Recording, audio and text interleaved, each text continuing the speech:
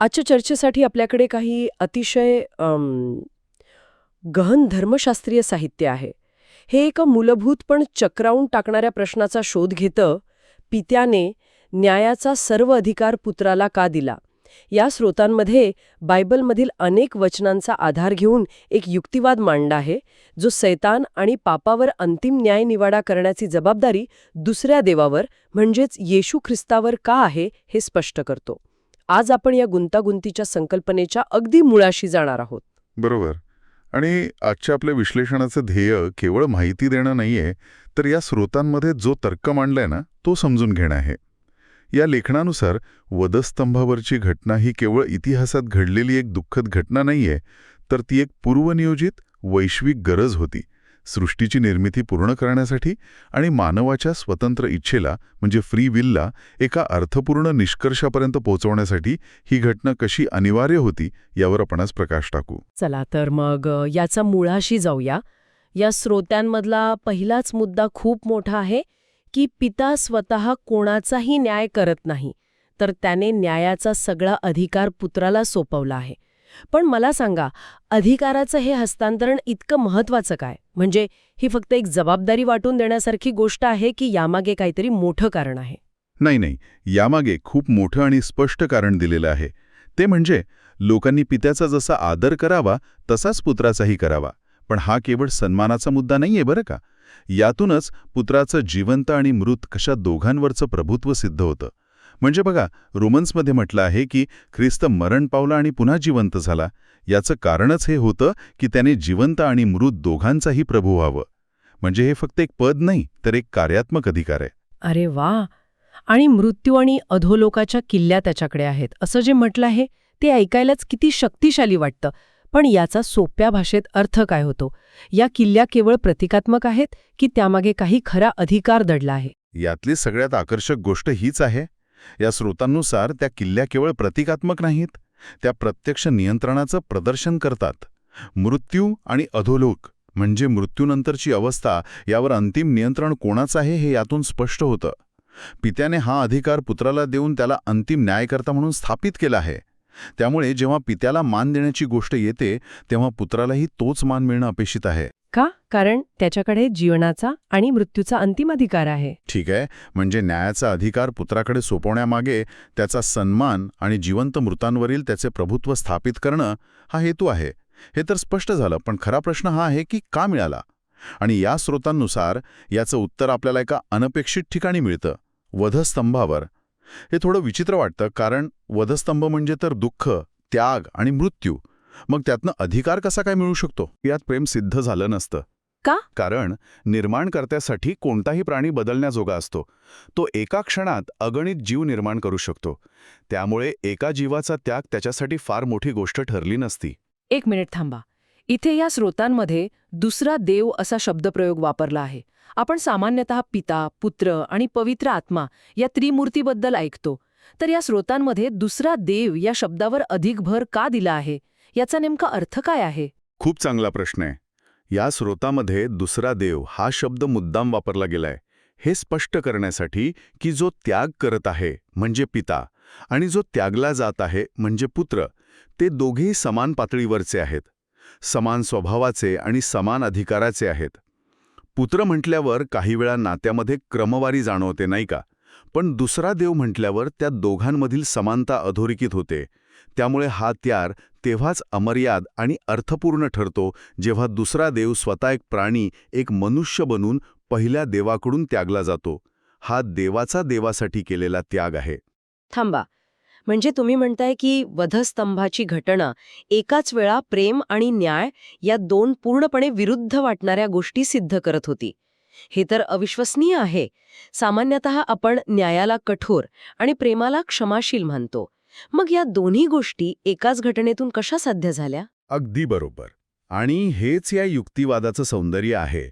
या एकाच घटनेतून दोन गोष्टी एकाच वेळी साध्य होतात असं हे साहित्य सांगतं. एक म्हणजे देवाचं अमर्याद, निस्वार्थ प्रेम प्रकट होतं, कारण देव स्वतः दुःख सहन करतो. आणि दुसरं म्हणजे त्याचा परिपूर्ण न्यायही दिसून येतो, कारण पापाची शिक्षा मृत्यू आहे आणि ती शिक्षा दिली जाते. ह्याच घटनेमुळे सैतानाचं दुष्टत्व पूर्णपणे उघडा पडतं, कारण तो खुद्द निर्माणकर्त्यालाच मारायला प्रवृत्त होतो. आणि या स्रोतांनुसार याच क्षणी सृष्टीच्या निर्मितीची प्रक्रिया पूर्ण होते. म्हणजे वधस्तंभ हा केवळ पापाची शिक्षा भोगण्यासाठी नव्हता, तर त्यातून अनेक वैश्विक उद्दिष्ट साध्य झाली. जसं की देवाच्या आज्ञा पाळण्या योग्य आहेत हे सिद्ध झालं, सैतानाच्या दुष्टतेचा पर्दाफाश झाला आणि निर्माण केलेल्या जीवांच्या मनात देवाबद्दल असलेली शंका नाहीशी झाली. हो, आणि सर्वात महत्त्वाचं म्हणजे यातून प्राण्यांच्या स्वतंत्र इच्छेची म्हणजे फ्री विलची पूर्तता झाली. कारण आता त्यांच्याकडे निवड करण्यासाठी एक ठोस आधार होता. या स्रोतांनुसार ही संपूर्ण प्रक्रिया पूर्वनियोजित होती. देवाने सृष्टीची रचनाच अशा प्रकारे केली होती की या घटनेद्वारे ती पूर्णत्वाला जाईल. आणि हा मुद्दा आपल्याला थेट स्वतंत्र इच्छेच्या संकल्पनेकडे घेऊन जातो. ह्या स्रोतांमध्ये स्पष्टपणे म्हटलंय की देवाला भीतीतून आलेली आज्ञाधारकता नकोय, तर प्रेमातून आलेली हवीये. पण त्याचवेळी असंही म्हटलंय की देवाला सैतानाचं पतन आणि वधस्तंभावरची घटना याबद्दल आधीच माहिती होती. मग ह्या पूर्वनियोजनाचा आणि स्वतंत्र इच्छेचा मेळ कसा घालायचा, हे तर खूप मोठं विरोधाभासी वाटतंय. जणू काही सगळा खेळ आधीच ठरलेला आहे. हा विरोधाभास केवळ वरवरचा आहे असे हे स्रोत सांगतात. यावर त्यांचा दृष्टिकोन असा आहे की देवाने प्राण्यांना स्वतंत्र इच्छा दिली, पण निवडीसाठी फक्त स्वातंत्र्य देणं पुरेसं नाहीये. त्या निवडीला एक योग्य आधारही द्यावा लागतो. याला आपण एका बुद्धिबळाच्या खेळाचं उदाहरण देऊ शकतो. एक महान खेळाडू आपल्या प्रतिस्पर्धीला हरवण्यासाठी स्वतःच्या एका महत्त्वाच्या सोंगटीचा त्याग करतो, कारण त्याला माहीत असतं की त्या त्यागामुळेच त्याला अंतिम विजय मिळणार आहे. देवाने वधस्तंभावर तेच केलं. त्याने प्राण्यांना निवड करण्यासाठी एक सर्वोच्च कारण दिलं, ते म्हणजे वधस्तंभावरून प्रकट झालेलं प्रेम. कारण शक्ती भीती निर्माण करते, पण प्रेम मनाला जिंकतं. म्हणजे थोडक्यात सांगायचं झालं तर वधस्तंभ ही एक कॉस्मिक रिसेट बटनसारखी घटना होती. एक प्रकारचा पुरावा म्हणून निर्माण केलेल्या जीवांसमोर ठेवला गेला, जेणेकरून ते एक माहितीपूर्ण निवड म्हणजे एक इन्फॉर्म चॉईस करू शकतील. मी बरोबर समजते का? अगदी तसंच. तुम्ही अगदी बरोबर पकडले. या घटनेमुळे प्राण्यांना देवाच्या न्यायाची आणि प्रेमाची खात्री पटते. त्यामुळे जेव्हा ते पाप्यांच्या शिक्षेला पाहतात, जसं की अग्नीच्या सरोवरात टाकलं जाणं, तेव्हा त्यांना ती देवाची क्रूरता वाटत नाही, त्यांना ती न्यायाची पूर्तता वाटते.